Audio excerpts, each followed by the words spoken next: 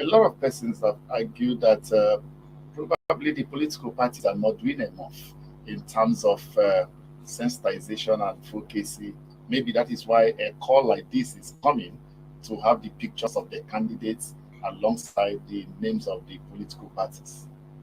Well, the ban on campaigns is still on. INEC has not lifted ban on campaigns, so political parties were not affected at this moment to begin.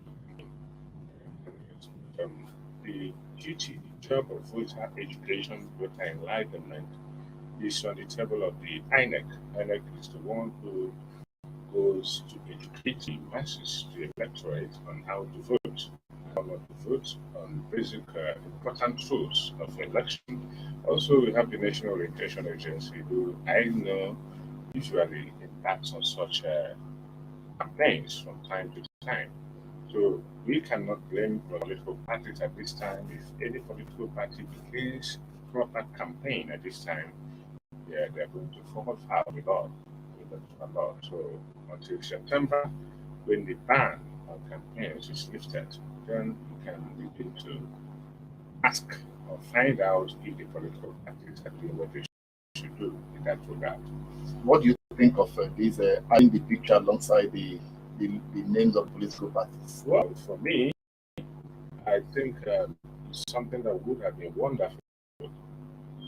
The trend here mentioned, it could be, we may need to go back to the National Assembly to review the Electoral Act before that can be done. So if that, we need to do all that processes, then it may not be necessary. With the right campaigns, I believe Nigerians will vote for the candidates of their choice in different political parties. All right, Bishop Desmond, good to have you join us on the program. Thank you for joining us. Thank you. All right, thanks. Collins, thank you also for joining us on the program. All right, Collins, thank you. All right, some students under the aegis of the Union of Presidents of Nigerian Federal Universities are saying that they will be converging on Abuja to be part of the solidarity protest called by the Nigerian Labour Congress from tomorrow. And that they waited too long. They wrote to the Minister of Education, Adamu Adamu, on the 19th of this month, giving him 1 week to resolve this crisis. If not, they will be storming Abuja. And ironically, the 7-day ultimatum given to the government is aligning with the date that Labour also gave to commence 2-day solidarity protest. And this has been one strike too many. And for a lot of persons, this is a minus to our education and does not paint the government good light. Also, I don't know what to think about the ASU strike, lingering ASU strike, and of course the threat for a solidarity visit tomorrow and next. Well, like you rightly pointed out, the ongoing ASU strike is one too many. It has become almost a ritual that on the eve of every general election, the Academic Staff Union of universities will embark on strike. Will be joined by many other educational unions across our tertiary institutions. It is a failure on the part of government. It is a further evidence that over the years, both the People's Democratic Party that ruled the country from 1999 to 2015 and the All Progressives Congress that took over from them from 2015 up to date have failed to meet the demands of our people, especially in the education sector and of course in the sector of the economy, because I do not think it is rocket science solving of ASU.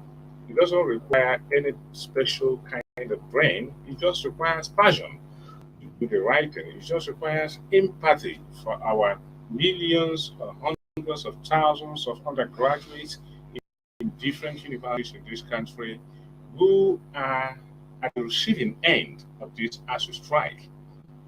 Maybe because our political leaders have their children in schools abroad or in private universities in the country. So they do not feel it matters to them how many months or how many years or how many weeks our children stay at home without going to school. So it is something that everybody needs to think about. It shows that this system is bad. The system is not considerate to the common man. And of course, the solidarity by all labor unions is very much in order because injury to one, as students unionists in my days, we know injury to one is injury to all. Injury to one is injury to all. So the labor unions keep quiet and allow their colleagues in ASU to go on over these months without salaries, without going to work, and get rusty somehow academically because you need to be researching all the time, to be reading all the time, to be going on with your academic work in order to remain active. So when these things are not happening, it is important that the other labor unions join them to maybe that action wake up the system, wake up the president, wake up the minister of education, wake up the minister of labor, and understand that look, our children have been at home. It's possible some people have forgotten that. It's possible those who should do things to these problems have forgotten actually that our children have been at home for the past 5 months. It is very possible. So this action tomorrow may work to remind them that the children, Nigerian youths, are rusting away at home. They're not going to school. Many of them may have forgotten their courses in school, and that's not good. So let us, every one of us, should, as much as possible, show solidarity to ASU, not just to ASU, but to our students, to our undergraduates. Right. Do you think that the government has done enough in terms of resolving these ASU strike? I will start by making an important disclosure for you to understand my interest on this issue. I'm supposed to be concluding my PhD program before September, and the ASU strike started in January, and since then I've not been able to do anything, and I've not been able to do anything since that time, and there is even no hope of me coming by next year because I wouldn't know. I'm not sure of when the strike will be called off. But there's something I've been, even on our public platforms, the students, I find it difficult to understand why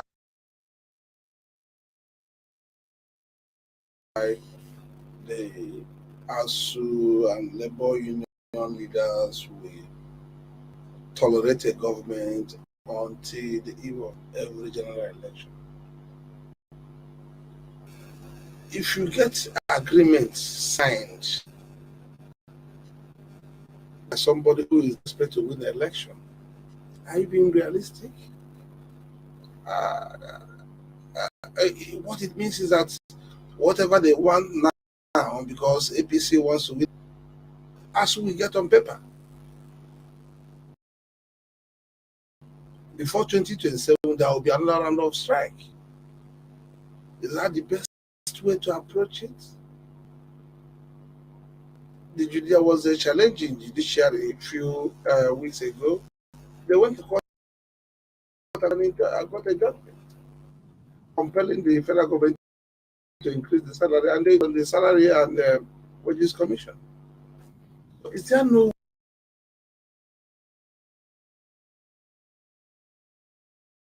way this issue will be resolved? If you ask me, if it will take strike for 2 years for them to conclude with this, please let them continue with the strike. I wouldn't want a situation where in every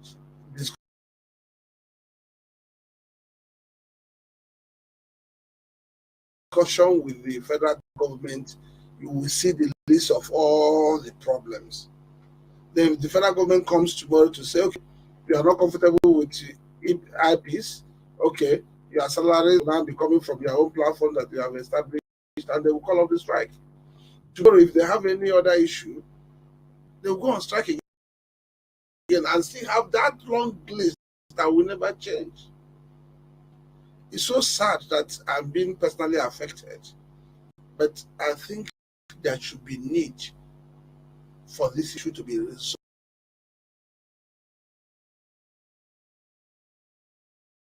resolved once and for all. It should be taken off election periods. Our children are in suffering. People are being forced to take their children to private universities. And if you go to private universities, the qualification, let me talk about the teachers. If you have first class and you're a PhD holder, your first choice will be to teach in the government universities. So I'm not asking questions about people who teach at the private, just giving you an idea of what we are passing through. People end up sending their children to the private universities or even abroad. That is not right. There should be a solution to that. And unfortunately, this labor union, the present leadership of labor, has not shown that they have the capacity to ask questions, hold APC government accountable to their actions.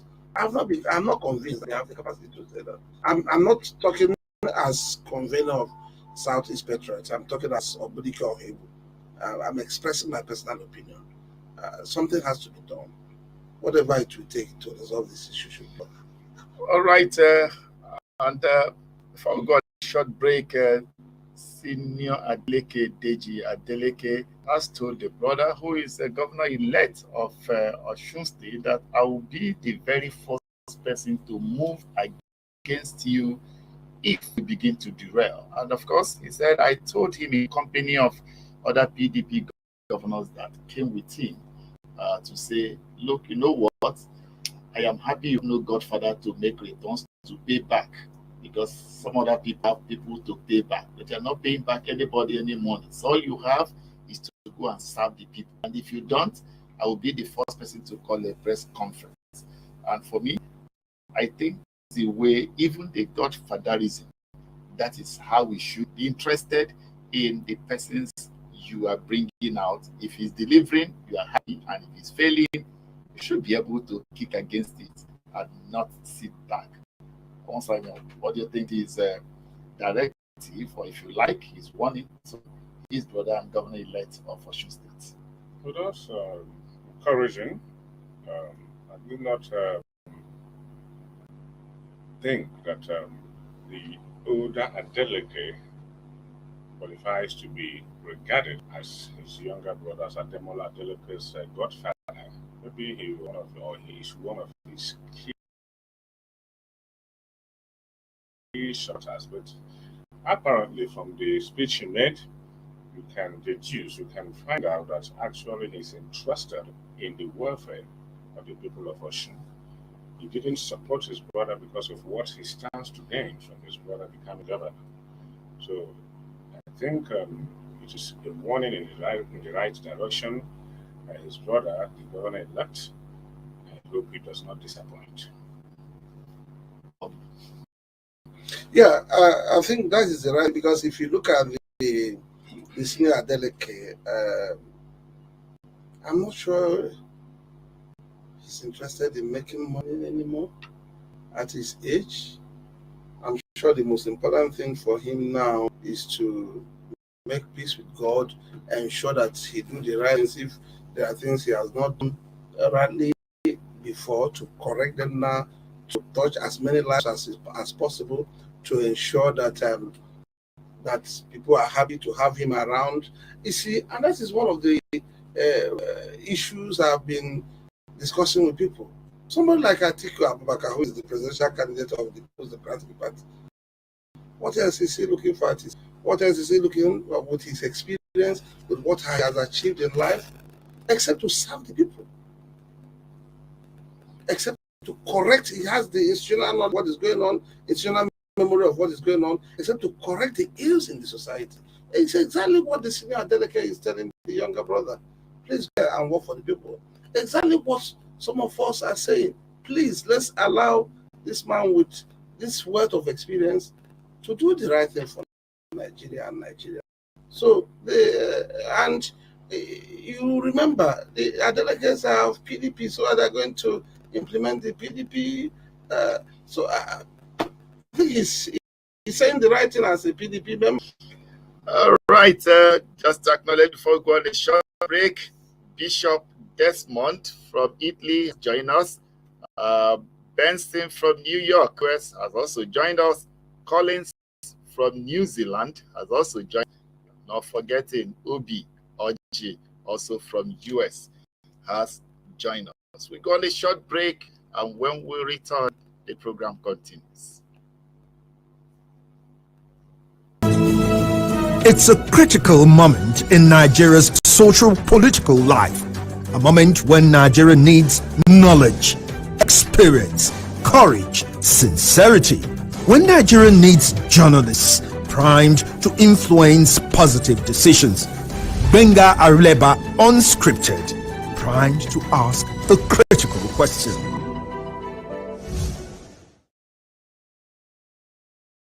Welcome back. It's still Road to 2023 on Symphony, and I'm being joined in the studio by two gentlemen. On my left is Onwasanya FCC Jones, Director of Strategic Communication, P2B Support Network, and on my right by Sir Obunike Onhebu, who is convener, Southeast Patriot, and former Federal Commissioner of Public Complaints Commission. Program once again, Road to 2023. All right, yesterday a lot of persons said that their day was spoiled. Viral video released by the terrorists that kidnapped victims of the Kaduna Abuja train attack on March 28.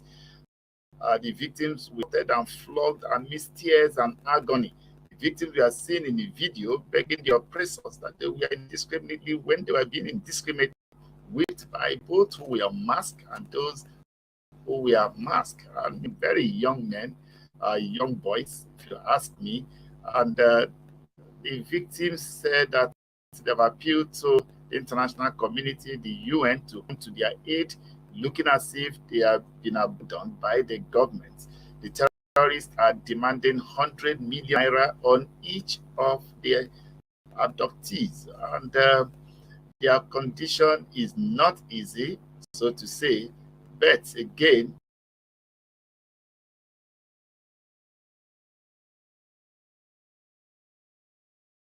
traveling from Abuja to Kaduna, not many people were really happy after watching that video, and I'm sure that video must have painted Nigeria in bad light before the global community. What's your take? To be honest with you, it was actually difficult for me to watch that video. You know, the video depicts anything and everything bad about this APC-led government. It's most unfortunate that the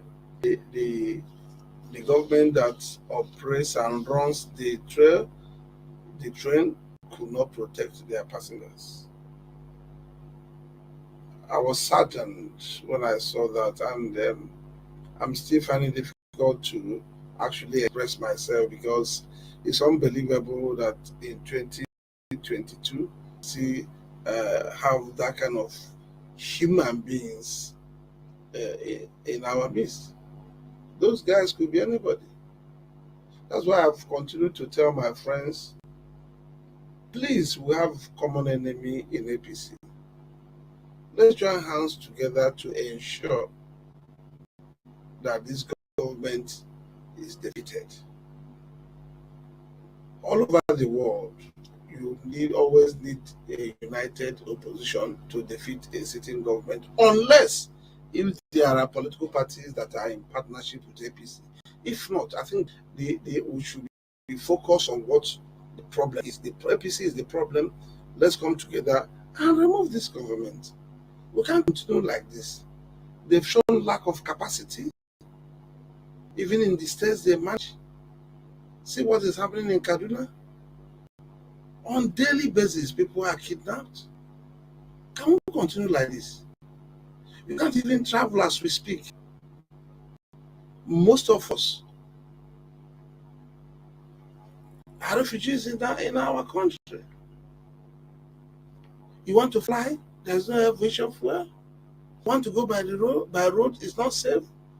The train, of course, you just told us what happened to people who try using the train. Let's come together and find the lasting solution to this problem. Until we remove APC, this will continue to be with us. All right, Awasanya. And the presidency came out yesterday to say that the president has done the best he can do, and that the terrorists were just riding on propaganda, and they will not bow to any propaganda. You see that as just propaganda after what we saw? Well, the president has said the truth.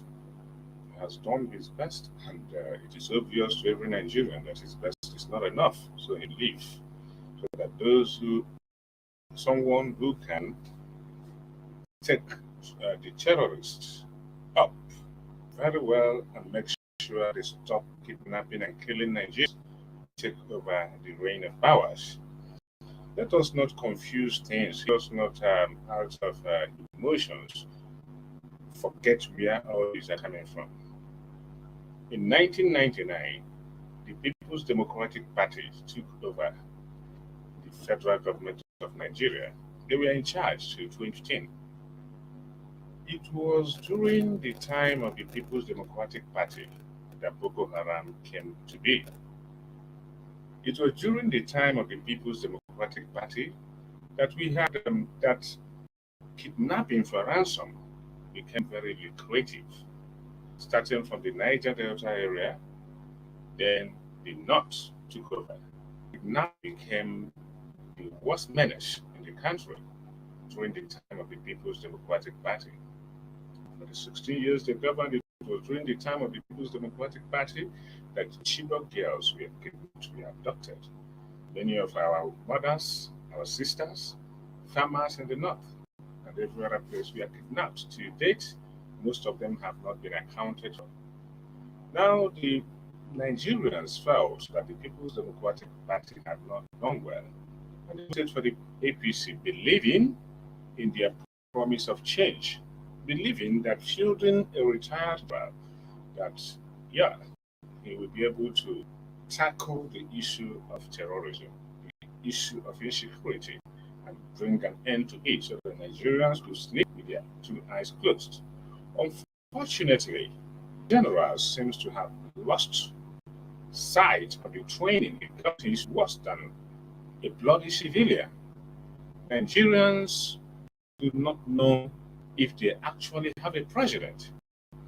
Do you imagine where a commander-in-chief is telling you he watched his citizens being flogged by ragtag terrorists? We have thousands of people we pay in the Nigerian security formation.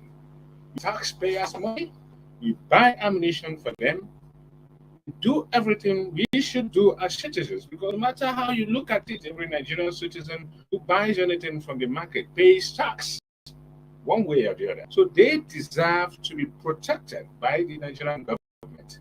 But this government has failed completely, and the president, instead of coming out and say, I'm in this office, he is telling us that we can go to hell, that he has done his best, and for what, that we shouldn't. That's what it means. He's telling us, why should we disturb him? Why should we talk about it? We expect him to do. That's what he's saying. And Nigerians are relaxing, like the spell was cast on us.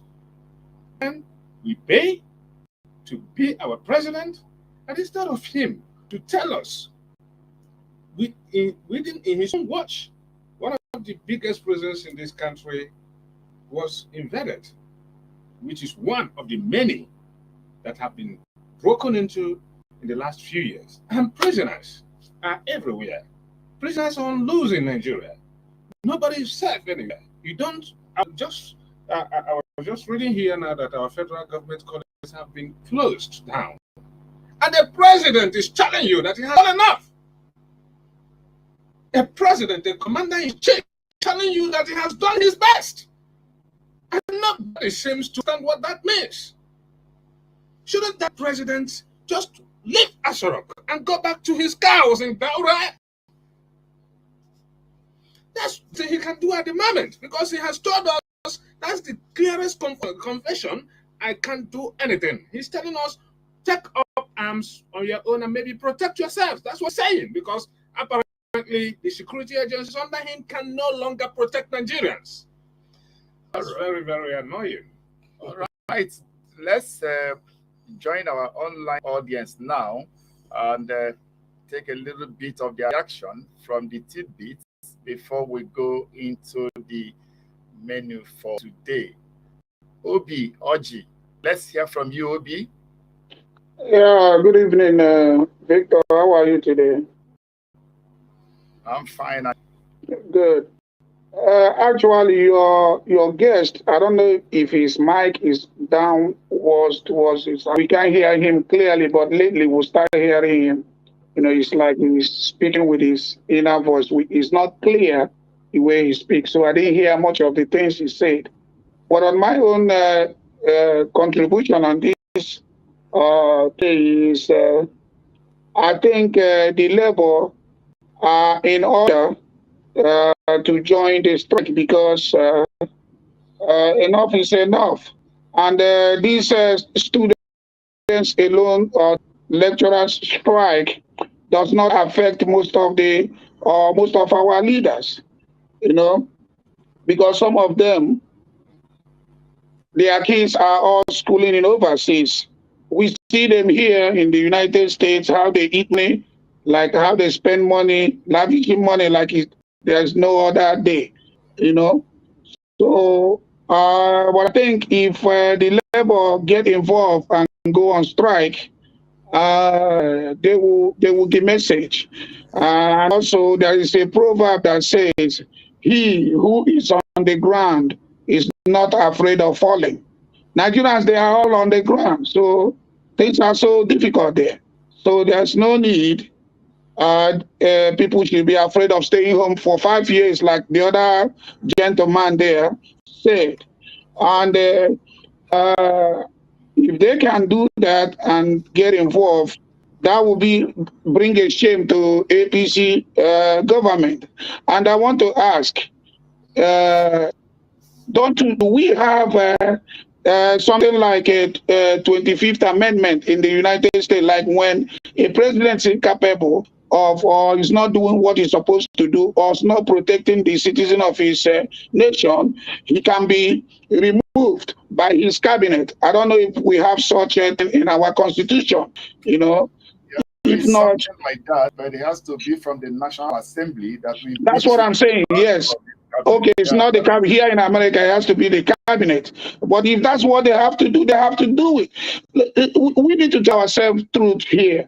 These terrorists, even the other, I overheard on the other channel news or whatever that they even threatened to kidnap the president and the governor of Kano State. What kind of insult is that? There is a sea finish, because they think the president is not doing anything. We all know and we all believe we know where they are. Why are we giving them time to keep on bringing the whole country, Nigeria, down? The government cannot protect you. They cannot give you arm to protect yourself. If a police officer see a good person on the street armed in order to protect himself, I guarantee you they have catch Boko Haram. They will beat the person, put him in jail, treat him like a criminal. The other day, there was a video that was trending, somebody that came from America that has a 9mm pistol to protect himself. The police came and they were recording him, treating him like a criminal. That the police don't even walk on the street with their uniform anymore in the East. And that's how it is there. From what I heard, for the past 3 years, all these northern big men cannot travel by road to go to Kaduna from Abuja. Why? Because they are afraid. You want to tell me if it is another country, like let's consider Boko Haram as a continent, like another country coming to Nigeria and attacking Nigeria like this, they're going to let it go? And they'll be treating them like this, giving them wine to be drinking after kidnapping people? They should go and crush them. The only reason why they don't want to do that is their hands in it. They are using them to do the dirty work.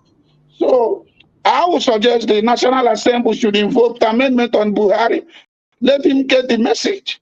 That's what I have for now, sir. Thank you. All right. Thank you very much. Benson, can we hear from you, Benson? Benson is also joining us from New York. Benson, let's hear you. Yeah, okay. Thank you so much, and I greet all of you. Well, the only thing I have to say is on the strike, because I know while I was in Nigeria, I witnessed that. How can a country develop without education? How can? Our leaders are people that didn't even go through that didn't even see the walls of a secondary school. How can they lead us? How can politicians be making money where the lecturers don't even have money for their research grants, and we call ourselves a nation? We are never a nation. The high time we do the right thing in Nigeria. Like somebody said in the studio that he doesn't even know whether there will be another strike come 2027. Sir, please, I bet you, if we do it in Nigeria, there will be nothing like strike for lecturers in Nigeria. The problem is all of us, we want to make money out of things we are not supposed to make money from. Let's do things right. We are also celebrating the lady that won, that broke the world champion record. That is his own hard-earned training. Your trading put no dime in her training. Today, everybody is proud of her as a Nigerian. She trained hard for that. If she was to be in Nigeria, I hope the system will frustrate her. So that's just all I have to say for now. Thank you so much. Thank you very much, Benson. All right. Yeah. Let's have you, Collins. Collins joining us from New Zealand.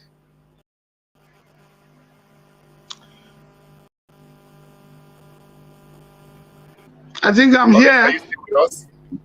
Okay. Yeah, good morning. Yeah, I'm going to take much time because I'm not going to speak long. I just want to clear something. There's a statement that somebody in the studio make, the barrister. He says something. I think that is the problem with people in Nigeria, because when people try to speak to, can somebody reduce it? Somebody is making noise. So the problem we have because people fail to speak the truth. He mentioned about Atiku because Atiku is what Nigeria need. And I asked a simple question. Can somebody answer me this simple question? When I watched the interview that Atiku did, he said something. I think that Atiku should have come out and apologize to the Nigerians and the people. He said something that the Northerners don't know anything about social media. That alone proves that Atiku is not capable to run Nigeria, because you from North, if your people have been expected into power for more than since 1991 to be now, you can't even provide those things to your people. Then how can you provide those to Nigeria? So if you can't provide social things for your people, those good government, good life, all those things to your people, then you come and tell me as a Nigeria that we are going to provide good things for you. So for a Northern person, for you to come out on national television, you tell people that where you come from, a place where you come, and you said you want to come and offer us your good way. You can't even offer it to your own people, because there's something people used to say that you have to start from your own house, start from your own place. You have for your own place. So if in your own place, you can't even offer people a social amenity, those things that people like for. In the North, the poverty rate is higher in the North, and they have people like Atiku, and people are still dying in poverty. So if somebody can come out and say in Nigeria that Atiku is that we want, sometimes I imagine like what are we doing as? Are people taking us hating that we don't know something? First, I want to say something. I'm a PDP man. I said that, and he said I'm not a true PDP man.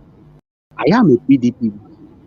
I supported PDP since 2000, and I was being a loyal servant in PDP. Then when PDP in 2014, I decided not to support PDP in anything whatever PDP represent, because I now realize they represent their own selfish interests. Now we had Jonathan have a confab 2014, a confab 2014. They spend Nigerian money to have that confab. And the reason of having that confab, everybody for making Nigeria to have a good government that we all desire. Then Jonathan refused to do that because of his own selfish interest. Because if he implements it, it's going to affect him. It's going to affect whatever anybody that is coming into that politics. So because they are there for their own selfish interest, Jonathan couldn't even implement that confab that Nigeria, that whole Nigeria accepted and said, this is how we want Nigeria to move forward. Then he refused. Then we are talking about coming to the Senate, like coming to the Senate. Everybody, no politics. You see what is happening in America. They have Republican, they have Democrat. When the government is not doing well, it's left for the opposition to move a motion of impeaching a government. Have you seen any PDP member making a movement to impeach a APC government? Because they are the same people. They are the same people. They will come out and people say, this is, but inside they are the same people. These are the same people. So he knows if I make that move, impeaching APC member, in the next time in our next APC will do the same thing. So they are the same people. These are the same people moving from one direction to another. These are the same. The reason why I keep saying this is that it's time for Nigeria to wake up and stop listening to these people. And I thank you people too. Like there's a man you play before this thing. The man that used to there's a man that used to handle interview. You know, the problem in Nigeria is that the media. I think the leadership is our problem. The citizens are a problem too, and the media are playing a very high risk in terms of not helping Nigeria, because when they have opportunity to ask questions, they can't ask questions, can't even do research. Look at the interview that the Chinese television conducted Fayose. When you conducted that, you know very well that Fayose is coming to your studio. It's not late for you to go and do your research. Get the fast word, get the question you want to ask. Then when Fayose came out and tell people that in a meaningful Nigeria show for APC, I was now looking at Shemu to ask Fayose, are you telling us that we in Nigeria that we don't know anything? So are you telling us that we should vote for APC? In what way? In what condition? What have APC done for Nigeria that will make us to vote for APC? All right. You ask Fayose a question that since you have been in this government for 7 years, can you point me any project as a Minister of Housing that you'll be able to start and finish? We can't see that project. No project at all that Fayose have started and completed. No project at all. Fayose of I saying Fashola. Fayose is not in government. Fashola. Right. Nobody asks question. Fashola. Nobody asks Fashola a simple question.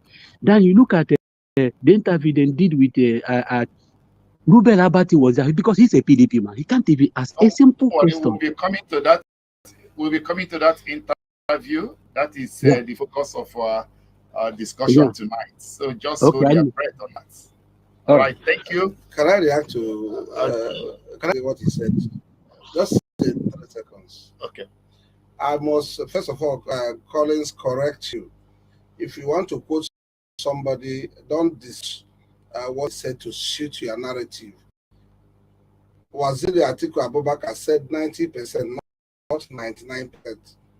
And you said you stopped supporting PDP in 2014. Obviously, we know whom you supported as from 2014. And what would Nigerians should expect from people like you that foisted this government on us is apologies. Not to get involved to dictate what to say again. This time around, we're saying no to that. And let me remind you, Atiku Abubakar was involved in liberalizing the telecom sector. That's why you could even call Nigeria. Everybody has internet and we have phone and all that. That government did. That government made it possible for us to have GSM. The government you promoted in 2014, can you mention one thing they did? You don't just jump out and start supporting another government without apologizing to Nigerians. You should apologize to Nigerians for for the government you said you promoted in 2014, because if you stopped supporting PDP in 2014, we already know the government you supported in 2014. You can't come in 2022 and dictate for us again. Those of us who are residents here in Nigeria, we are going to take a decision on who is going to be the next president of the Federal Republic of Nigeria, and we'll look at them at their records. If you know a candidate you have, tell me his records. Let's match that with that of Atiku. Make reference to his records, and we are here to discuss that. Thank you. All right, Bishop Desmond from Italy, let's hear you. Yes, I want to thank you for giving me the opportunity. First of all, I want to congratulate Toby Amusan, Toby Amusan, for what she did. Great work. We are all proud of that. I'm speaking to you from Rome, Vatican City. Basically, I want to address what is it called? The video I saw concerning the people you talked about earlier, the people that were kidnapped and the waiting. Yes, the kidnappers, the terrorists, and all of that. That was preposterous. That is disgrace. That is very, very annoying. Looking at that video, the president of Italy resigned 4 or 5 days ago. Nobody died when he resigned. He was beaten. He did not do anything. It was just only by electoral disagreement, and then he resigned. The president of the United Kingdom, what's he called? The prime minister, I mean to say, of the United Kingdom, Boris Johnson resigned because 50 to 60 of his ministers left his government, and he was out. And he said he won't continue, he won't play tricks, and he was out. We have a president seated there in the Federal Republic of Nigeria, and videos are circulating online of citizens that are being beaten. And we even saw the women insulting those terrorists, and only God knows what they will do to them immediately after they caught that video, because everything was recorded and sent to us. We know that there will be a continuous torture in that place. Yet the president is seated on power. I have called earlier this year, or middle of this year, before now, I called it all up at the month of April that President Muhammadu Buhari should resign.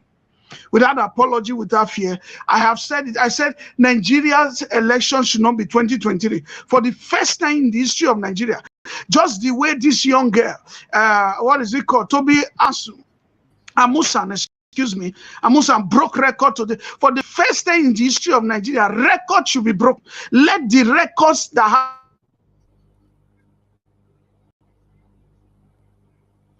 Muhammadu Buhari step down, that election is happening in 2022 and not 2023. Let there be a sudden election in Nigeria. We are tired of waiting till 2023. The constitution can be amended. It has happened in every other state. It can happen in Nigeria. It happened in Edo State. It happened in several states in Nigeria. It should not be 2023. We can't wait anymore. This is what I'm saying. Anybody can come up after this and say, no, the constitutions were written by men. Constitutions were written by people. It can be amended by men. Constitution did not fall from heaven. It was somebody who sat down and said, this is how we are going to behave. That is constitution. It was people who sat down and said, this is how we are going to tell the people to do. That is constitution. Even God gave Moses a constitution, a law, and Moses broke it. He wrote another one. Constitution can be rewritten. And we are saying the Nigeria election should be moved from 2023 to 2022. We are saying before the end of this year, the election should be conducted. Buhari should do 7 years and go. He can't do 8 years. And if he does 8 years, Nigeria will be destroyed. Nigeria will be on a mess. Half of the nation will be kidnapped. Half of the nation will be killed. There will be all kinds of nonsense before we get to that 2023. So I'm asking, based on the video that is circulating alone, it's enough for Muhammadu Buhari, General Muhammadu Buhari, resign. Nigerians are calling for you. Resign before it gets too late. Before people marches to Aso. Aso Rock is just a building. If 200 million people begin to march to that building, it will collapse. Even the president will run for his life. So we are honorably asking Muhammadu Buhari to resign. Election must not be 2023. It's not written down anywhere. It can happen in 2022. It can happen in December. After all, the World Cup will be held in November, December this year. They changed it. Why is it that the white people can easily amend constitution and they will obey. Because of just COVID, they have to push the World Cup to another year, which is this year. Why can't Nigeria do that? We don't want election in 2020. It's me. I'm the one moving it. And I've started moving it everywhere. And people are already listening to it. I'm sending petitions everywhere. Muhammadu Buhari should resign. That video alone is enough as an evidence. Before they finish killing all Nigeria, how can a man be seated in Aso Rock? Seated in, I'm not discussing party, I'm talking of the president now. He should step down. How can a man be seated in Aso Rock and they are kidnapping his citizens everywhere? Yes. Thank you, Bishop. Chris George from Ecuador. Let's hear you, Chris. Okay, thank you for the bishop. But this bishop is an APC man, he's an APG supporter, because I have watched him several his comments. He's a APC supporter. He's supposed to ask Buhari question. We're supposed to ask Tinubu question, because Tinubu is one who brought Buhari to power. So if we question Buhari, we need to question Tinubu too, because this bishop is a Tinubu supporter. I have watched him several media platforms supporting Tinubu. So Tinubu is what mastermind everything. So if you want to blame the top, first of all, blame the roots. You understand? So this bishop is Tinubu supporter, is campaigning for Tinubu. If I'm right, let him come and quote me wrong. I will forward him the video, everything he said. Okay, let me go straight to what happened. A great incident, a tragedy that happened in Nigeria. You see, I wonder kind of boys we are recruiting in security agencies. Like I told my friend today, I told them that these kind of people, Nigerian government recruiting security agencies, Air Force, police force, military, Navy, and all sorts of security agencies. Those boys, after they drink, because I know them very well when I was in Anambra, after they took alcohol, brukutu, kai, and all these street boys, they're doing courtesy. This type of people, they're recruiting security agencies. Because these boys does not have education. I keep on saying this. These military agencies, they does not have education. How can you tell me a video secret like this? Even phone call is enough to arrest them and trigger them down. Even this phone call is enough for these military people, even the officers, to arrest these bandits. Look at how the video circulates. Tell me where this thing happening in the whole world. And the security agencies keep mute. The president keep mute. If I will say, Buhari have tired, to be sincere, the man have tired. You don't know what to do again. Because Buhari cannot go to war as it is now. Is in also work for his safety. Because this, I watching those boys threatening that will adopt El-Rufai and the Buhari. You see, this kind of what we Nigerians plant for ourselves. Because whatever you plant, you must reap. I was studying why these boys keep on threatening. I listen to their comments, because before somebody will start pushing, threatening peace of nation, there's something that triggered those boys that are saying that. They say because of the bad government. Because of the bad government, the citizens for themselves, they not have intention to do that thing they're doing. Because of the bad government of the nation, lead them to kidnapping and terrorizing public. That is how we, that is to know how we imagine Nigerian government have what be. Because before citizens will torture the government must first of all torture them. Tell me, what is the essence of being this Nigeria? I keep on wondering. We are one. What is the essence of being this one again? Where the security cannot survive, cannot protect us again. Could you please break that time in the center? Okay, thank you. The question continues. We'll come to you much later. All right. Paul Iwunze also joining us from the US. Paul, let's hear you. Sorry, sir. Go on. I will join the call later, please. Good evening, by the way. Evening, Paul. All right. Augustine Obi, are you still around, Augustine? Yeah, I'm around. All right, let's hear you. Where are you calling us from, Augustine? I'm calling from the United Kingdom. All right, from the US. Go ahead, Augustine. United Kingdom. United Kingdom. Okay, go ahead. The UK, yeah. All right, go ahead. I mean, it's it's pathetic, the kind of things we hear coming from back home. And we've got family members back home, and we know whatever happens back there, we are directly or indirectly affected. I'll just give an example. An uncle of mine was kidnapped in Abuja. He was not on the way to anywhere. He was actually kidnapped from his home.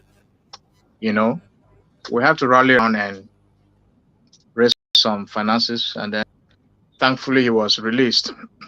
Now, if this thing has not happened to you or someone who's very close to you, you might not understand how serious a matter it is. So security is not something that we should play pots with. I heard the barrister kind of indirectly campaigning for Atiku, or saying how Atiku's record and all that, So directly. and more or less castigating the other speaker, for bringing in Buhari. But I just want to remind him that Atiku was one of those who actually brought Buhari into power, because he was in the APC. So I just needed to mention that, so that to serve as a reminder, maybe forgotten. So back to the issue of security. I think sometimes I just feel, I don't know if, because I'm in medical field, and sometimes we know those who are of that age of the president, sometimes they could suffer from, dementia. Dementia is not a cause, it's not a disease. It's a normal thing, like an headache and all that. Anybody can have it. And what I feel is that sometimes people are capitalizing on his inability, to remember certain things or take certain actions to do their bidding. And their bidding is somewhat has to do with personal interests. So until we start telling ourselves the truth, until we start loving one another, because what we're lacking in Nigeria is love, I don't think we love ourselves, because if we love ourselves, certain things that we see or we hear shouldn't be happening ordinarily. So we just need to come to the reality that we are one people and begin to have consent. It mustn't be your friend or your brother or your sister who should be involved before you make a move, So we should start loving ourselves. And Peter Obi has come out to present himself. I am entitled to my opinion. He's somebody I'm supporting, and I have got a lot of people who are supporting him. We are going to work for him. A friend of mine was telling me, "Oh, how can you do that from the UK?" And I said, "No, it doesn't work that way.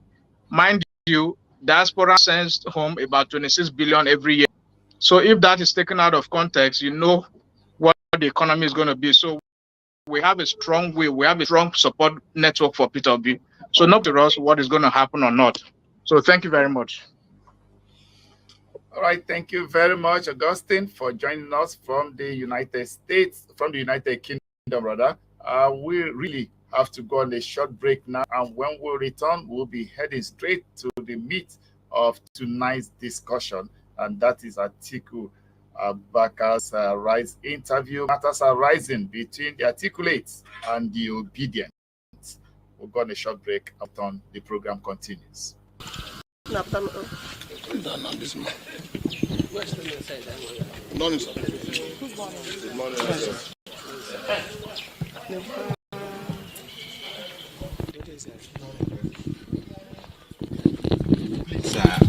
we just want to know the essence of your visit to Moabiakwa today.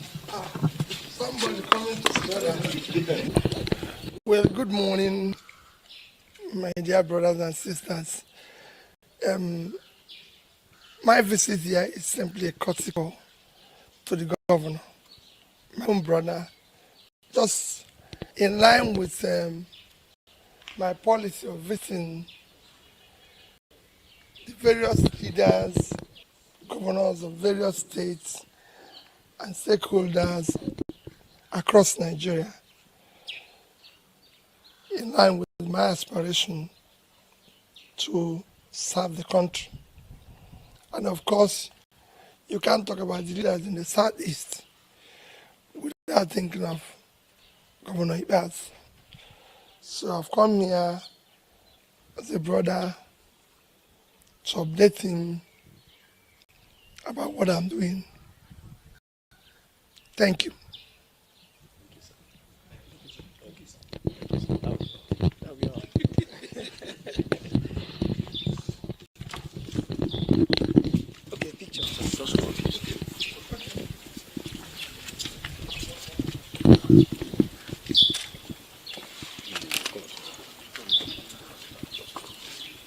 Where is your guy's phone?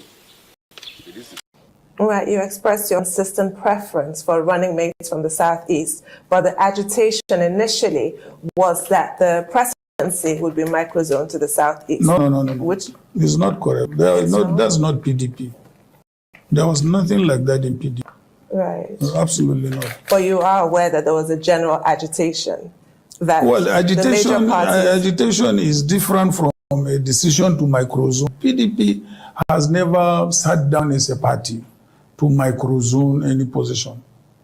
Yes, we have said there should be a rotation between North and South as far as the presidency and also key officers of the party as well as government is concerned. I mean, we started it. We brought that into our constitution, not any other party. Everybody else is just following what we initiated. So we have never microzoned any position to any part of this country. It has always been between North and South.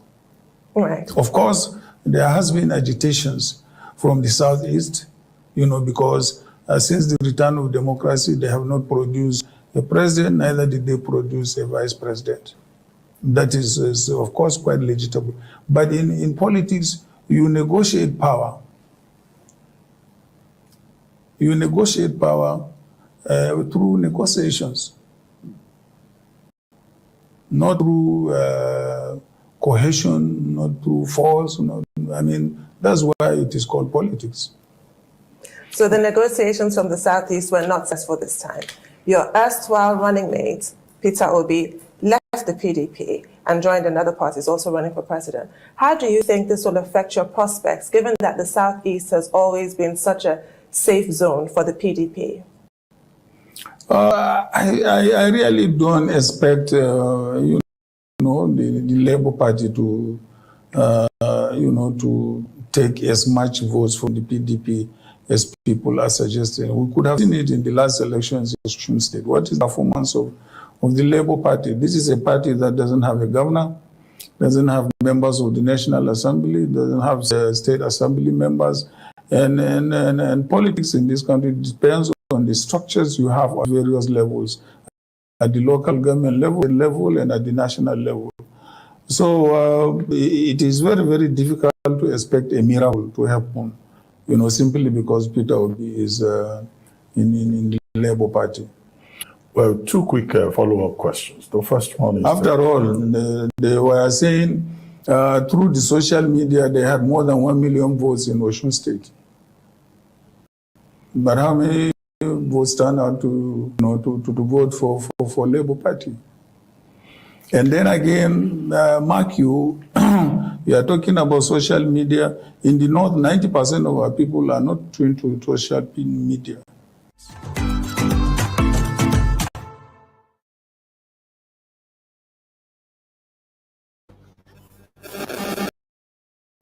All right, welcome back. It's 2023 on Symphony, and I'm being joined in the studio by two gentlemen, Sir Obunike Ohebu, convener, Southeast Patriots, and the former Federal Commissioner of Public Complaints Commission. He's joined me, and on my left is Onwasanya FCC Jones, Director of Strategic Communications, P2B Support Network. We've, of course, taken that some footage of what's happening. This is the meat of the discussion tonight. This interview, so much reactions has trailed it, both from the ATIKUlates, those supporting Atiku Abubakar, the PDP presidential candidate, and then the OBIdients, those supporting P2B Labour Party presidential candidates. And we decided to look at some of the matters arising from the interview. I will start with Omwasanya. Let's start with his point argument that you negotiate power. The PDP has never agreed to microzone to anybody. They only agreed to rotate between the north and south. Well, it is the PDP has this stars. I'm not a member of the PDP.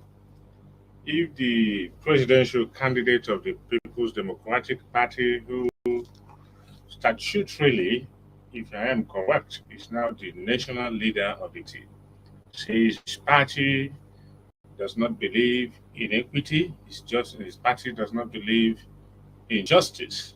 His party does not believe in actions, deliberate policies, and decisions to ensure that all segments and units of the country are carried along and given a sense of belonging. Then that's correct.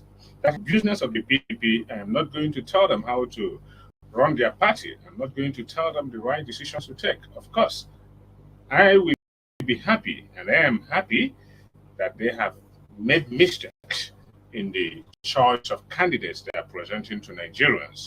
It is very clear that the PDP, which is supposed to be the major opposition party, has shown itself not to be ready to correct anomalies of the APC-led federal government. Because the major thing that has actually messed up the country in the last 7 years is the mismanagement of our diversity. We are a peculiar nation. We are not like every other nation. And if you, as a political leader, pays blind hate, is blind or pretend to be blind about our sensitivities, then you are not worthy. You are not qualified to lead that country at any level. So the PDP has shown itself to be in cahoots with the APC in the mismanagement of our diversity as a nation by not accepting to do what it has to, because the PDP has zoning in its constitution. But they decided that that's not going to happen this time around because maybe a money bag came from somewhere and is ready to buy up the delegates, apparently. But that's your business. The P2B campaign is not hinged on any sort of zoning. If there's any zoning that has to be talked about in the P2B candidacy, it is zoning based on competence. It is time. Over the years, people have been given power based on where they come from. Over the years, people have been given power based on how much money they can afford to spend. Over the years, people have been given power based on how many of the big people are ready to support them. This time around, we want to zone power to the most competent individual in the race. We want to zone power to the person with the highest level of integrity. We want to zone power to the person with the highest level of preparedness, mental preparedness, emotional preparedness to be the president of Nigeria. We are not talking about where you come from. We are not going to talk about religion.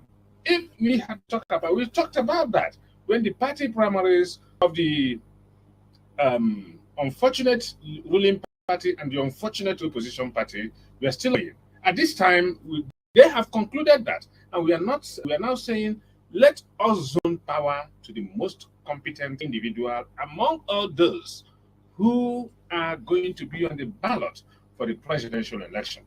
Let whoever has or whoever is supporting any of these candidates come out, lay out the credentials of these individuals on the table, and we discuss based on that. We are not going to talk about the South, the North producing the president. After all, the Northwest has the president currently, and we know how the Northwest is. Even the president cannot go to his state. The other time his convoy, his motorcade, what? So it gives nothing. It benefits nothing to the people whom the president comes from their place. If the president is incompetent, it doesn't matter. If my father is the president and I don't have a road to my house, and I'm not sure of my security, it doesn't matter. If a man from Katsina is president And I am sure of my security. You have a Northwest now, and farmers in the Northwest cannot go to their farm because they will be kidnapped. We had a vice president for 8 years from the Northeast. And the Northeast is the most insecure places, not just in Nigeria, but in Africa, in the world. We had a vice from the Northeast, and Northeast is the capital of poverty in Nigeria. We had a vice president from the North, and education. Education is at its poorest ebb in the Northeast. So what do people benefit when the president comes from their place? When the vice president comes from their place? That is why we should be talking about competence, integrity, preparedness. Mentally, people should have something upstairs before they can come out to rule people. There are people, unfortunately, who you cannot hire to manage your piggery. There are people who want to rule human beings, 200 million people. There are people who want to manage the fate, the destiny of millions of people. Yet, in all sincerity, if they present their CV, they bring their CV to your table, have a pig farm somewhere, you won't hire them. All right, let me go to Obunike. This interview has generated so much reaction, and one of the talking points, I'll start from there, that the interview was pre-recorded, and one of the major anchors was also taken off to look for soft landing for the former vice president and PD presidential candidate ahead of next year's election. Well, I will start by saying that after listening to Jones, I think you were not that fair to me to have brought me to be with him because he's an expert in communication. That said, the problem is that he moved into an area he's not familiar with, and I'm sure he made a lot of mistakes. One, he has not said anything, in my view, that has contradicted all what Abuka has said during the interview. That said, and then he dabbled into PDP. He is not a member of the PDP. He has never been one. He's the immediate past publicity secretary of APC in Imo State and former special advisor or assistant to Rocha. So he's not familiar with PDP. Let me educate him on PDP and what PDP did.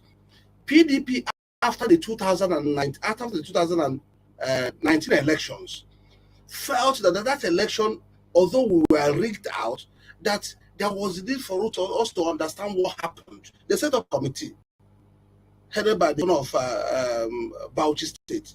And the committee recommended that the next president of Nigeria, the PDP candidate, should either be from the Northeast or from the Southeast that have not produced president since the 1999.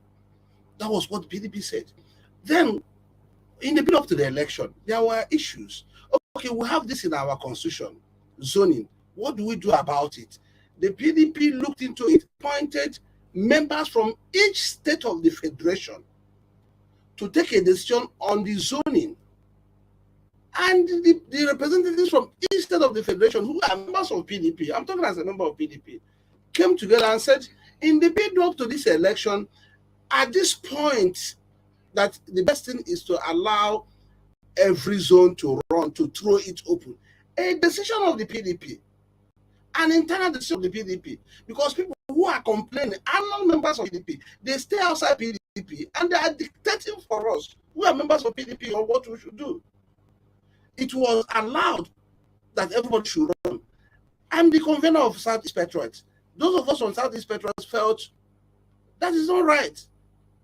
And we insisted, if the power is going to go to South, it must be in the Southeast. That if it's not going to be the Southeast, it better goes to the Northeast so that the next one will be Southeast. We addressed which was a public position we took. We addressed a press conference, insisted on that. As a member of the PDP, what PDP took a decision. Because one of the reasons why we addressed that press conference is that those of us who are in PDP knew that if power is zoned to the south, because PDP as a party does not micro-zone to any zone. What PDP power does, what the PDP does is to zone to south or to the north. They do not micro-zone. Now they said, we said in the southeast petrol that we believe that if this is zoned to the south, the southeast cannot get it. And we saw what happened in the PDP primaries.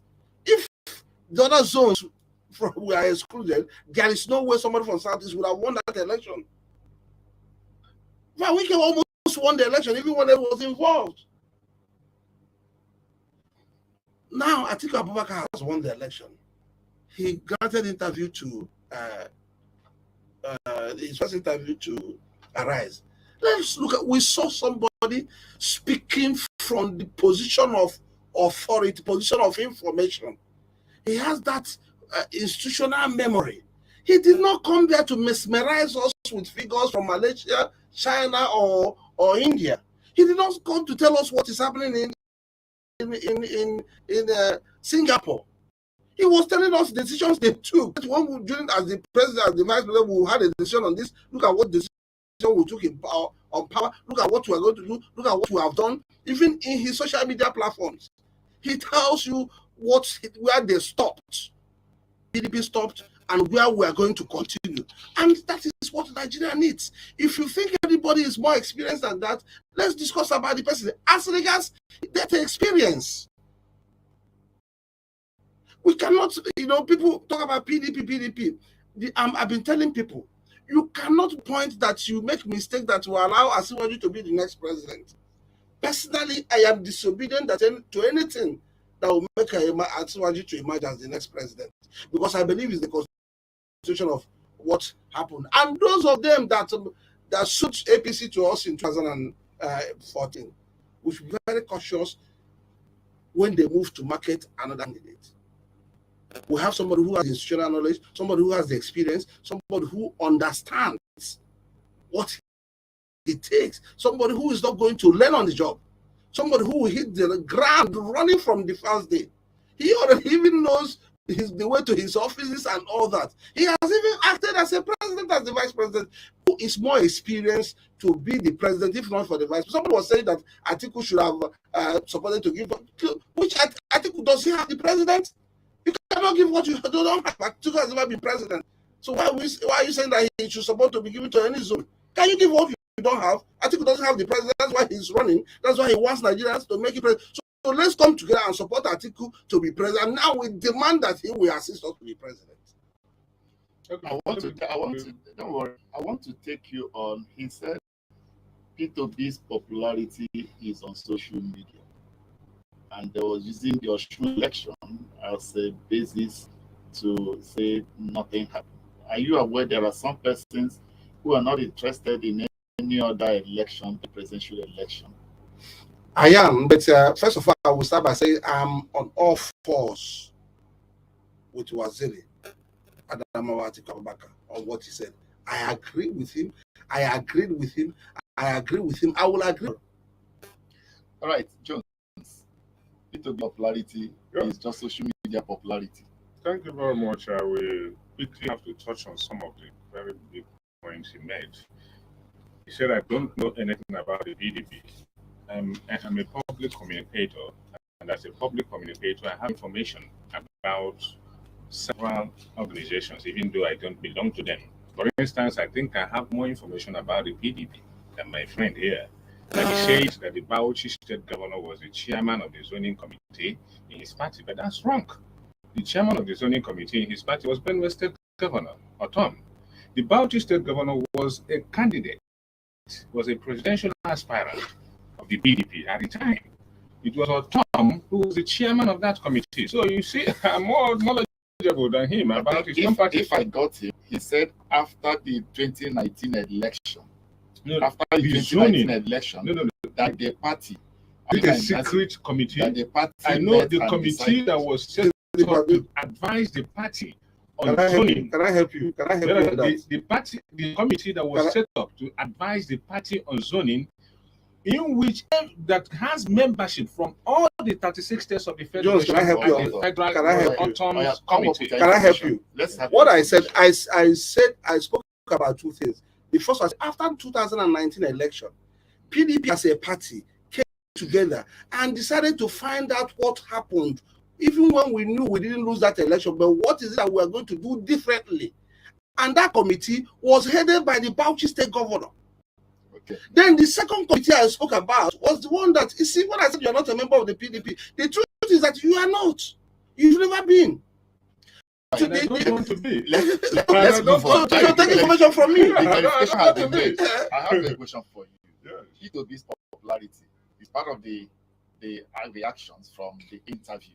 Is social media popularity translates to what is social media popularity? I'm asking you. Social media popularity, the social media, those on social media are Nigerians. They are human beings. They are not bots, they are not robots. So if P2B is popular on social media, that means he's popular in Nigeria. Majority of those on social media are youths who are going to decide the election of 2023. Whose impact, whose influence on elections will be felt the most in 2023 than it has ever been felt before, because it's the age of social media. Anybody who is challenging you or who is trying to make the social media look like it doesn't matter is unfortunately not supposed to be vying for an elective position in generation, because the social media is the center point. For instance, we are here today. We are major players, but those on social media. This is TV station. 10 years ago, when Atiku Abubakar, 20 years ago, 23 years ago, when Atiku Abubakar became vice president, something like this wouldn't have worked. So it means that Waziri is not in tune with realities.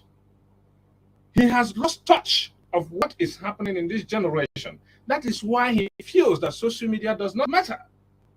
If he knows, if he is truly in tune with what is happening, he will know that the social media is the biggest place, is the main media today. It has decided elections in most countries of the world, even in countries in Africa.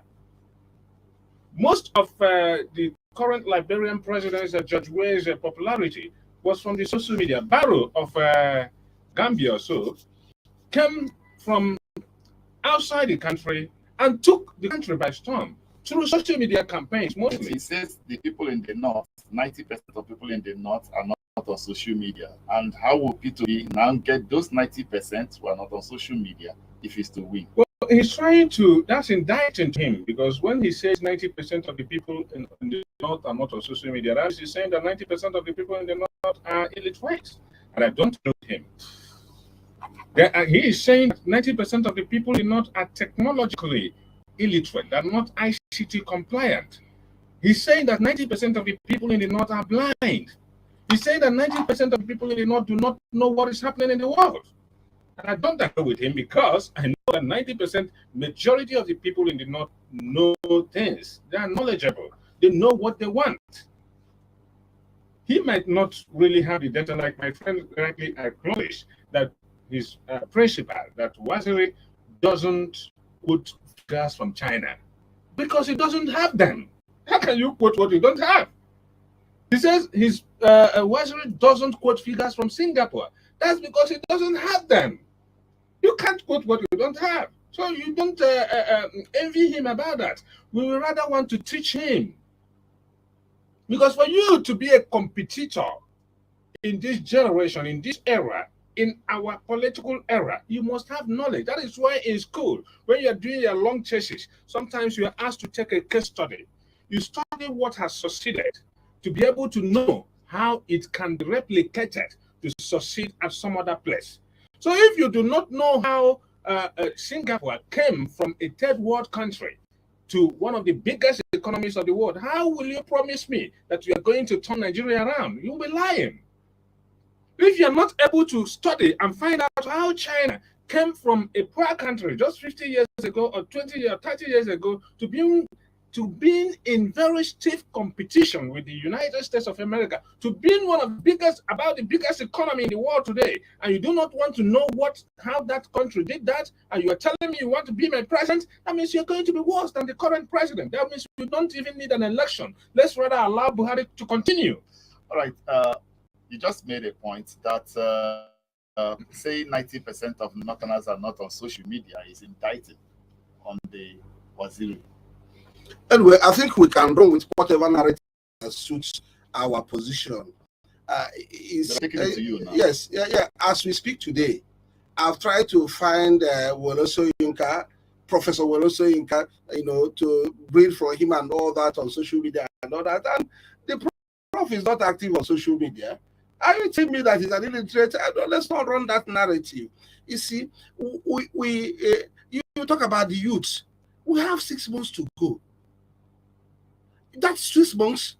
After all these excitements, you tell the youth, your candidate, I'm sorry to say this, your candidate, what has he done for the youth in the past? What is it that he has done for the youth in the past that he's going to build on? What did he do in education in the past that he's going to build on? What did he do in health that he's going to build on? I am not part. The PDP has not announced their campaign team, so I'm not part of this PDP campaign. But I know that when the time comes, that those things will interrogate them. Let me tell you, you see, you do not win elections by saying that what this person said is wrong. You tell us what plans your candidate has. We got carried away in 2014. Nigerians are not ready to do that again. So tell us specifics. But before you go, I will tell you. Somebody was a governor. For almost 8 years, he said the court couldn't allow him to conduct local government elections. That is why you groom the youth to be leaders. In Anambra now, there is nobody at Delta. There is nobody at the political center in Anambra that will test his history, that he was local government chairman, nobody. Okowa can tell you that. Ike Kurabani can tell you that. They started like that. I have relations who relocated from Lagos to be councillors. They bought forms. They spent 4 years contesting for councillorship. The election was not conducted. The election was eventually conducted after the Anambra State governorship election. The governor-elect has emerged, and suddenly the court cases that delayed the election was no longer there, and the election was conducted. There was no recruitment on teachers. You see, when the campaign starts, PDP will talk to the Nigerians. We cannot be deceived by, that this person. Don't get me wrong. Don't get me wrong. In the past, in the Bible, God had used Saul, transformed him to Paul, to work for him. So if you are telling me that you believe that this man, who used to be the persecutor of the Christians, that God has converted him to be the person who will lead his work, I will raise my hands because I have no role on that. But if you are telling me that this Paul I'm looking at has always been Paul, when I know that he was Saul, it's not possible. I will not accept that. So what I'm telling you in effect is this. When the time comes, we'll discuss these things. I'm from Anambra. In my area, most schools in Anambra do not have more than 2 teachers. That is the major problem Soludo is going to have. Because people will expect you to do this, people will expect you to do. Soludo has gone to the fundamentals. I'm not Apuka, so I can't be promoting Professor Soludo here because I'm not in his party. But we are speaking, Nigerians are not going to make the mistake. But Soludo is starting with recruitment of teachers. Go and find out when you are candidate recruited teachers in Anambra. Soludo is planning to recruit health workers. Go and investigate. Somebody was telling me the other day that $30 million was invested. And that, I said, what are you telling me? Onitsha South local government has no general hospital. As at the time your candidate took over in Anambra, 5 local governments in Anambra State had no general hospital. I speak to the issues. People can insult me, call me names, but prove me wrong. You will be shocked that out of that, one of those 5 local governments that in Nnewi North, the commercial center in Anambra, even as we speak today, I don't say it was anybody's fault. It was not there at that time. It's not yet there. Nnewi Nnewi North local government has no general hospital. The state has no role to play health-wise. Both primary health are not functional in Nnewi North. In Onitsha South, where you give 30 million naira to your company to build Hero Beer, has no general hospital. $30 million is almost 20 billion. Are you telling me that 20 billion hospital in Onitsha will not attract more services to Anambra than Hero Beer? Oh, yeah, okay, let's not issues. If you want to demonize, was it ATIKUlates, demonize him with facts. We will discuss these things when the campaign starts. We'll go to the field. Let's put it to the way the campaign starts. Yes, we'll go to the field. Let's take up. Don't cut it short, please. I'll give you one question. Don't worry, there is something we are going to take. We take that insert and then I will return. And of course, I know that our friends online are also waiting on us and the time is running. So let's take a short break, and when we return, the program continues. What's your vision for developing the education sector and health become very important? And some of your critics say, what is this attraction with Dubai? It's like you live in two countries. Sometimes you are here, the other period you are in Dubai, and they're asking, is it for medical tourism? Is that the Dubai attraction? What will you do to invest in education in Nigeria, invest in health as leader of the Nigerian government if you win? And if you can clarify this fixation with Dubai. There is no fixation by Dubai. It's just the handiwork of the media. Yes, I was in Dubai for a stretch during the COVID, and I used the period to do, my master's. That's the longest time I stayed in Dubai. Otherwise, I have never stayed in Dubai for more than 1 month. So it is the fixation or creation of the media, and many political opponents who keep on talking about Dubai, and so on and so forth. And of course, you must have known that I have invested heavily in education simply because of my passion and belief in education, in the private sector.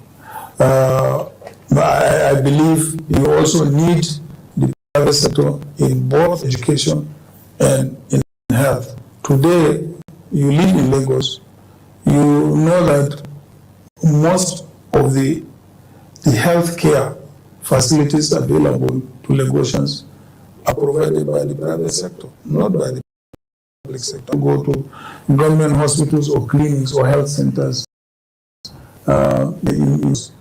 And recall also that today, most of our universities are private sector universities.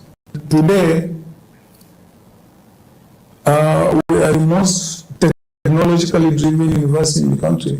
Why I'm telling you this is even Google itself has recognized us and flew all the way from the United States to come and visit our university. Because we're trying to find out who are the most countries in Africa that have the highest penetration of internet. We found that Egypt, in North Africa, Kenya, South Africa, and Nigeria. And they were trying to find where in Nigeria is this concentration of this internet penetration. And then they did not find it in Lagos. They didn't find it in Abuja. They didn't find it in Port Harcourt. According to Google, they said they found it in the remote northeastern part of the country. And they said that was a Nigerian scam. And they flew all the way from the United States to Lagos, Abuja. From Abuja, they went to Yola, only to find a sprawling university that is technologically driven in every aspect of our life. They couldn't believe it. They gave us a grant, and they signed an agreement with us, and they left.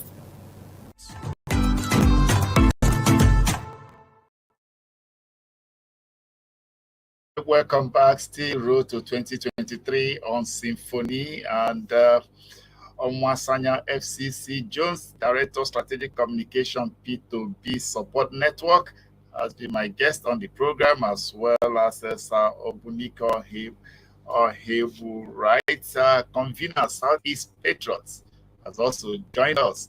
Of course, we also have quite a number of persons who are also joining us online. Our brothers from outside the shores, they're also joining us. I'll just give you 2 minutes to respond before I join our brothers online for their reaction. Well, it's important to, I like the points that my brother raised. We have to understand, first of all, that P2B was not the first governor of Anambra State from 1999. The PDP was the governor. The PDP produced the governor in 1999, and the PDP produced the governor, Ngige, who rigged himself into power from 2003 to about 2006 when P2B took over the reins of power.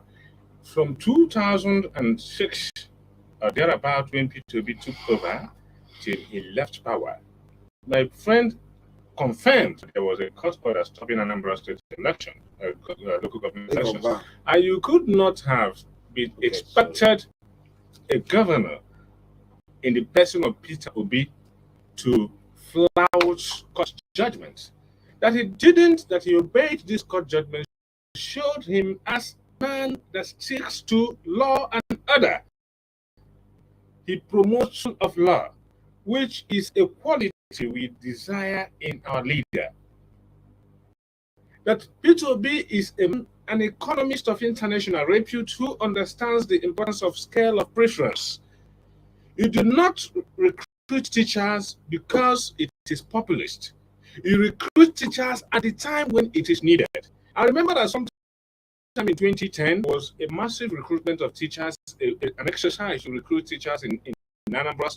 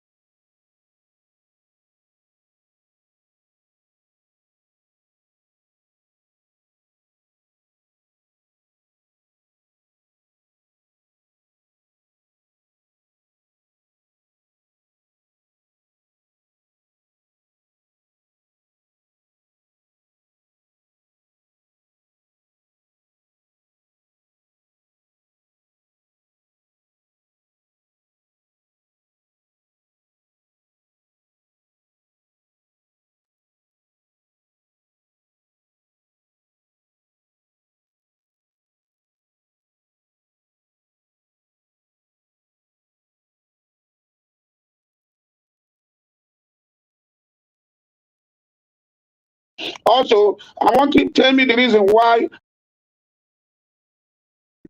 electricity 24-hour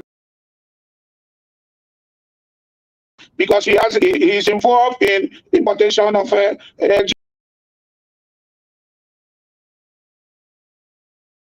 did not win election in Osun State because of he won that election because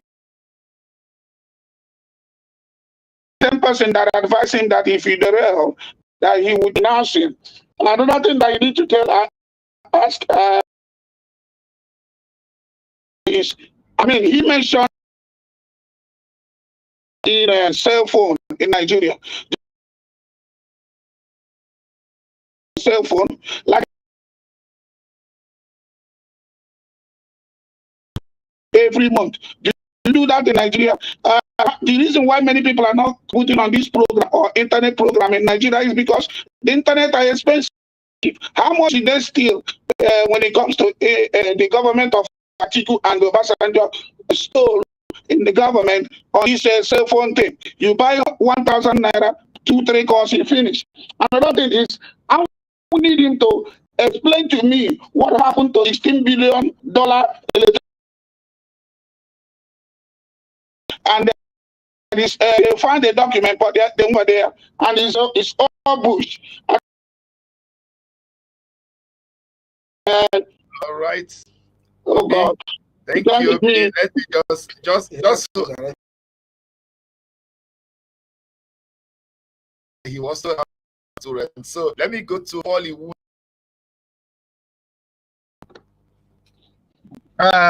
Obi, thank you. Obi,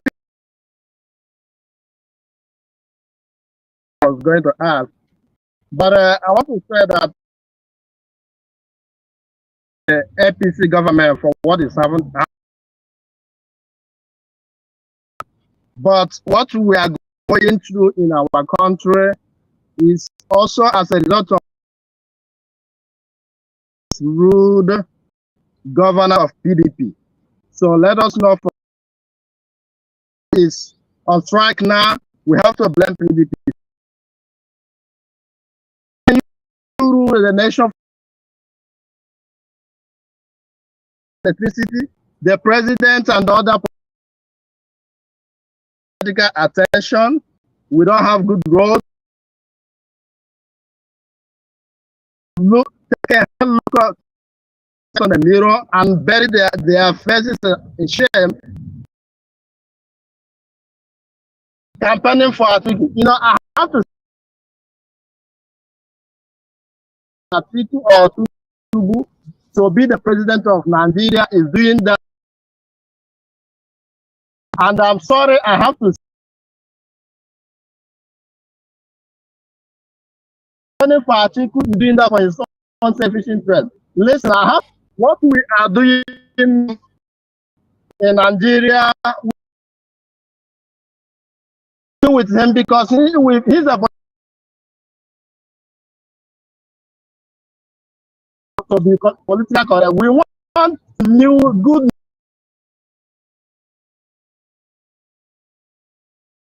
And he said that sorry, sir. He said that Atiku is coming to serve us. And the people you want to serve said no. Atiku can never be our president. Peter Obi is more qualified. No questionable character. Sir, please, for your uncle, please.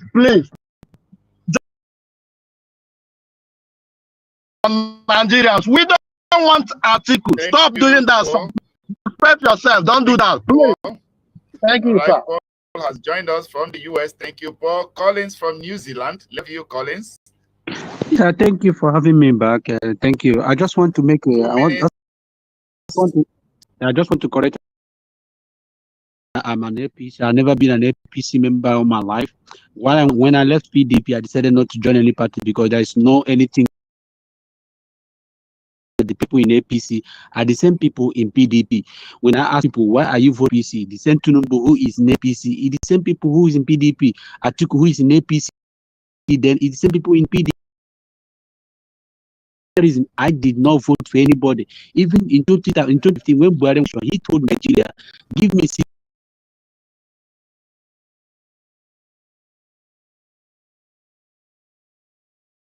there. So for me, I don't want to talk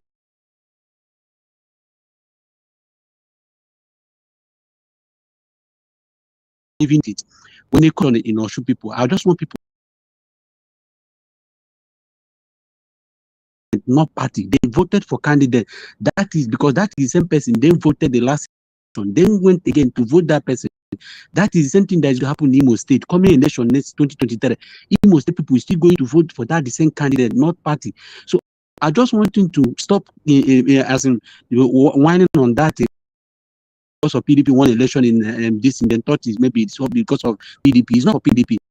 Wanting to know something. When people keep talking about social media, the same social media is what brought APC into power today. APC in power today is because of that social media. So they should learn something from that. If APC can be coming to power because of social media, they should learn something from that. And when it comes to social media, P2B popularity is not on social media. Look at when P2B celebrated the first time in Nigeria history, a president, the whole Nigeria is celebrating him. Everybody is celebrating. That should send a sign to you, whoever cares to this thing. And if you go to the street, people are bored, donating the office for people. So only that alone should show somebody that this thing is real. It's not. This is a movement. It's not. If you are thinking that people are voting because it's labor, it's not labor. They are voting. This is movement. Thank you. Colin, thank you very much for New Zealand. Charles.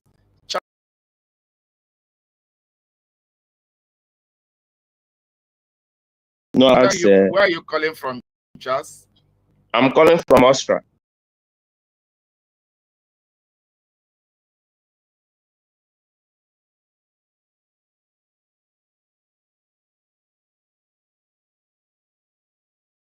Atiku said he's parading himself as a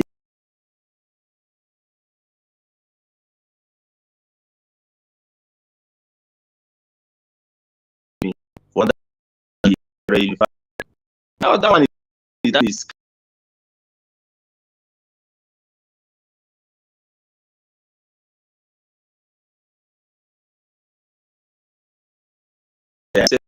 Chetima is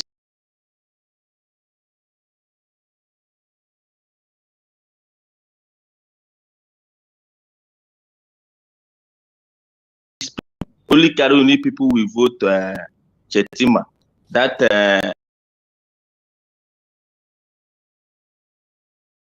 it's not any unifier. That's a scam. I want Nigerians to know that he's just parading himself as because he married wife from Yoruba, married from me, but that makes you a unifier. It's not any unifier.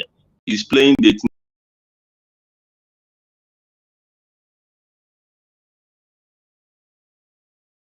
Von from Lagos, Omobude. Let's have you. Thank you so very much. I'm very glad. I'm very glad to see that we.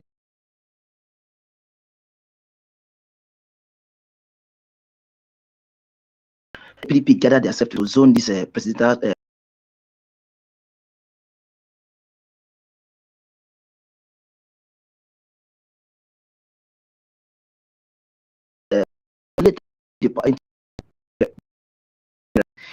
Person can accept to and to law.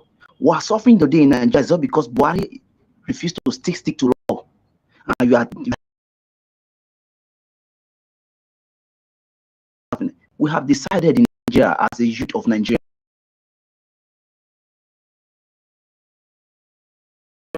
Thank you. And Chris George from Ecuador. Chris, let's hear you. Okay, thank you. 2 minutes. 2 minutes. We are the one that put Nigeria into siege. Let us forget this APC just come into power last 7 years.